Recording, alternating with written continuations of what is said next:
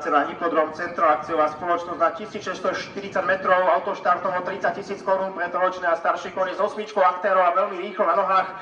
Flair pri brabantickej premiére na druhej pozícii, potom Degroteo, Team Dancer je tretí a Constant Missy na štvrtej priečke, cvala tam Shadow a prepadá sa na chvost štartového pola. Okamžite po blúku je to mimoriadne natiahnuté zásluhou rýchleho tempa Flair, ktorá je na špici pola. Na druhom mieste potom Degroteo schovaný na bariére, tretí zvonka ide Team Dancer, štvrtá potom Constant Missy. Na piatej priečke už vlastným tempom stráca Hra Fortuna, za ňou potom schovaná Just Mad.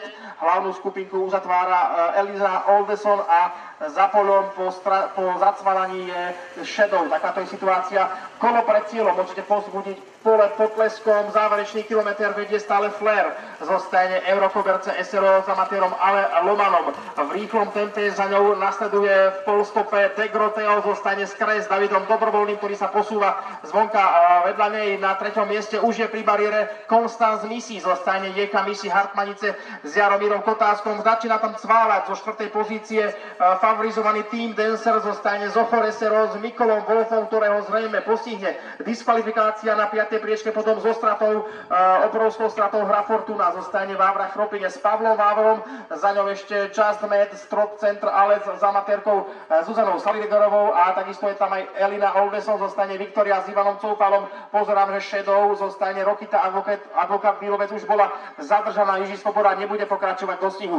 Pred nami je záverečný oblúk, trojica koní ešte bojuje o víťazstvo, stále je to od štartu Flair a vedľa nej sa objavuje Degroteo a Constant Missy, ktorá sa už po 5. raz bude snažiť zabojovať o premiérové víťazstvo záverečných 200 metrov. Stále je to pri bariére Flair, Degroteo vedľa nej útočí a zvonka ešte Constant Missy. Nádherná koncovka troch koní, stále od štartu Flair, Ale Loman, vedľa nej Degroteo a David Dobrovoľný alebo Jaromír Kotásek v súke Constant Missy. Constant Missy vyhrá prvýkrát v živote, Degroteo druhý, Flair tretia.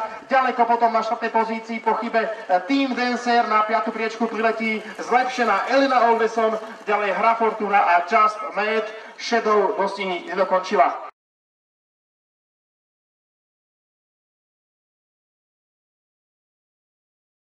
Jaroslav Mrva dekoruje víťaznú kobylku z chovu doktora Šímu. Jaromír Kotásek, ako videl premiérové víťazstvo?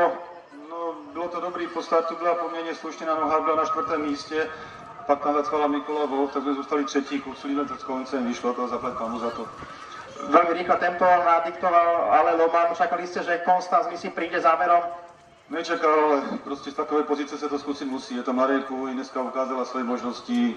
Gratulace panu majiteľi na Šumavu.